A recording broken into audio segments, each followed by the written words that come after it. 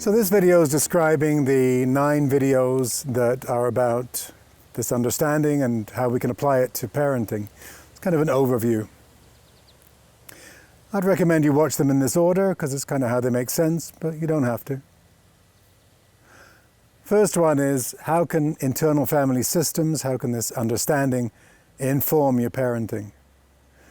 And what the collaborators in this video are talking about, what the therapists are talking about is repeatedly, just pause. Just pause. If you've got something going on, if you're in the middle of something intense, just pause. Have a look inside. What's going on? What's going on for you? If you're in reaction to your kid, here's a recommendation, don't take it personally.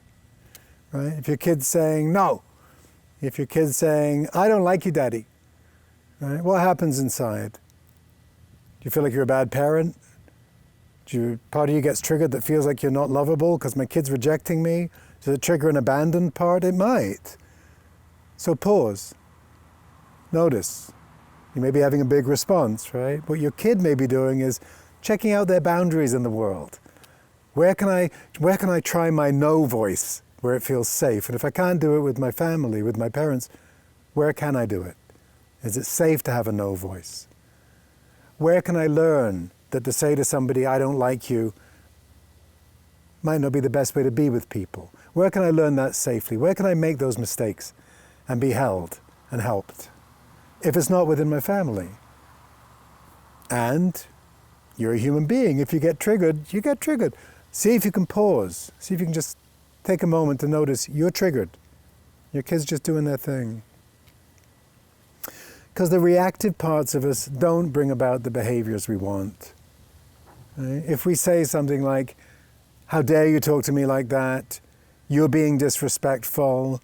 You don't get to say no to me, young lady. If we react from any of those places, we're creating that disconnect that ultimately we don't want with our kids. When we're attuned to our kids, like an instrument gets attuned to another instrument, we can work with them in harmony. We can follow their lead. We can get curious about them. Right? So this is both a tool of going inside, of getting to know our parts, and a language of understanding them that fosters our own curiosity. Get curious about what's going on inside of you. Get curious about your kid, what's going on inside of them. And be aware. You may have wounds that get activated by your kid. Your kid's not doing it deliberately. They're not trying to hurt you. But the part of you that gets wounded is worthy of your attention. And the protective parts that come up around it that might want to make your kid wrong. Because that's their job, right? Stop the trigger. If you can catch them, take a pause. I've got this. You can respond to your kid in a way that's better for you, better for them. Second video, I think of it as the second one. How do you talk to your children about parts, right? How do we do that? How do we help our kids to know that they've got parts too? Virtually everybody in this video says the same thing. Name your own, right? Like I mentioned earlier, there's a part of me that's hungry, right? And if I don't eat soon, there's a part of me that's going to get angry. If you can name your parts to your kids, they know they've got parts. They can name theirs. And you can let them know all of your parts are good, right? You got a part that wants to take the lead? Let's look at that one. It's a leadership part. If I'm triggered, I might want to call it bossy, but maybe it isn't. Maybe it's leadership. You got a part that loves to sing? Let's hear it sing. You got a part that likes to play with crayons? Let's play with crayons. You got a part that loves to do math? Let's look at that. Right? All of your parts are good. You got a part that wants to be mean to someone that hurt you? That has a good intent. Let's get to know the one that feels hurt. We can model that by not hiding our own parts. We can notice if our own fears get projected onto our kids. If it wasn't safe to have a vulnerable feeling and express it, we're going to tell our kids that that's not safe. But they live in a whole different world and in a whole different family, and it might be safe for them to have a vulnerable feeling. We keep becoming aware of our own parts, and our kids are a gift for that because they will trigger us. Any intimate relationship does. We can help our kids notice when they get taken over by their parts. That happens, that hijacking. When that happens, we can get curious about how we react. What are my reactions to this? And about how they react. What are your reactions to this? The more we can help our kids know that they have parts and that we have parts, the more clear, the more honest our communication can be, and the more we can stay attuned to them. And then the third video, what happens when that doesn't happen? So the impact of shame, shaming, criticism. Here it's really important to know that we have shaming parts. That should voice you've got that tells you should do this, you shouldn't do that. The one that tells you you're too fat, you're too thin, you're too fast, you're too slow, you're too much, not enough.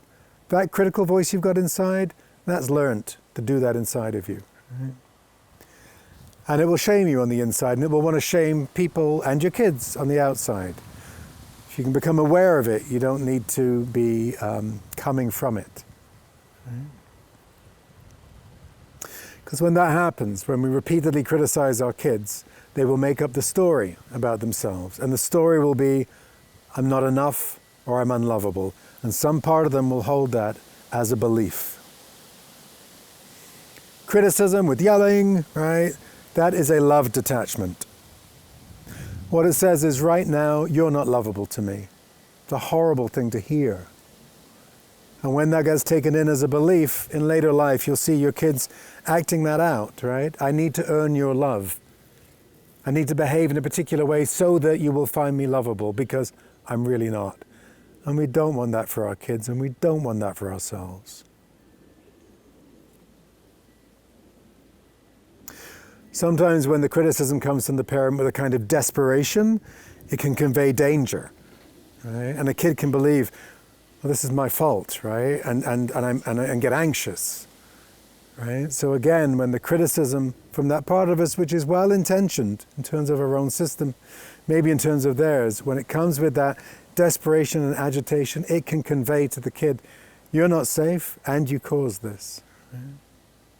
So really important to have a look at that video and become aware of how impactful it is when we're shamed and criticized by people in authority, by authority figures who we know are meant to love and trust and nurture us.